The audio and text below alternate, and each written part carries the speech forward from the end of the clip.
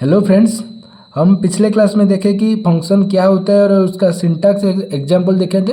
आज हम उसका टाइप्स देखेंगे, ये कितना तरह का होता है। ठीक है, पहले हम देखते हैं। पहला ऑप्शन है, पहला नंबर है no parameter no return value, मतलब जिसका कोई भी पैरामीटर नहीं होता है और जिसका कोई रिटर्न वैल्यू नहीं होता है। मतलब अगर हम लिखें कि स्टैटिक वॉइड ग्रीट, ओके, इसमें देखो यहाँ पे कोई भी पैरामीटर नहीं है, तो ये क्या हो गया, no parameter no return value, इसीलिए क्योंकि ये कुछ भी रिटर्न नहीं कर रहा है। क्योंकि यहाँ पर रिटर्न टाइप पे हम लिख दिए वॉइड, वॉइड मतलब खाली, यहाँ पे कुछ भी रिटर्न नहीं करता है। ठीक है, तो ये सिर्फ हम जब इसे कॉल करेंगे सिर्फ ये प्रिंट हो जाएगा।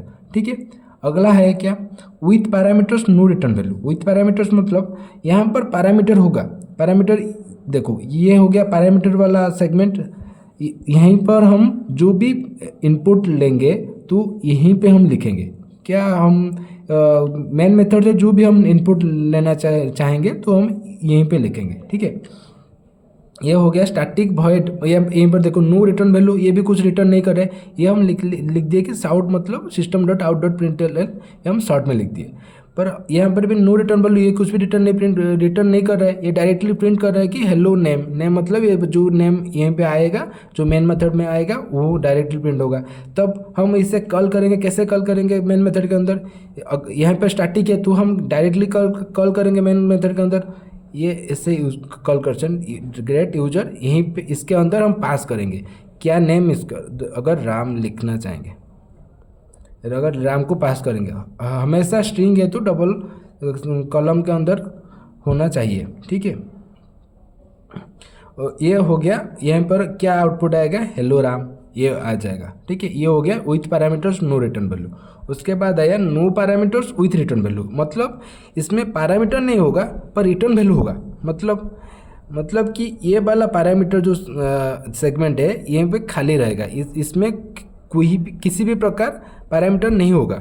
और रिटर्न वैल्यू क्या है, यहाँ पर स्ट्रिंग, यहाँ पर हम रिटर्न वैल्यू कुछ भी लिख सकते हैं। अगर ये एक स्ट्रिंग टाइप को रिटर्न कर रहा है इसलिए हम स्ट्रिंग लिए, अगर ये एक इंटीजर को रिटर्न कर रहा है, अगर हम ऐसे भी लिख सकते हैं static int get add. Okay, यहाँ पर हम लिखेंगे int a is equal to int b is equal to 3, that return क्या a प्लस बी।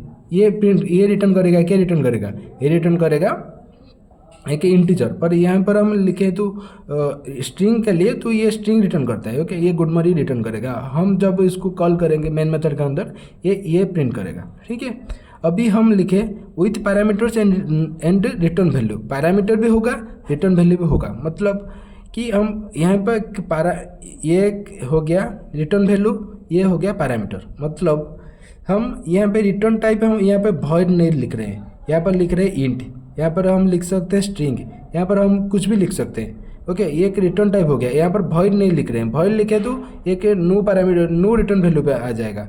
ओके, ये हो गया पैरामीटर्स। ओके, ये पैरामीटर्स हो गया। यहाँ पर हम एन नंबर ऑफ पैरामीटर्स हम रिटर्न कर सकते हैं, लिख सकते हैं। ओके, और रिटर्न जो भी पैरामीटर हम लिखेंगे उसका रिटर्न टाइप भी लिखेंगे, सिर्फ एक्स नहीं लिख सकते हैं। तो उसका इंट एक्स मतलब हम ये एक इंटीजर टाइप का एक्स है, एक्स क्या है, एक इंटीजर टाइप है।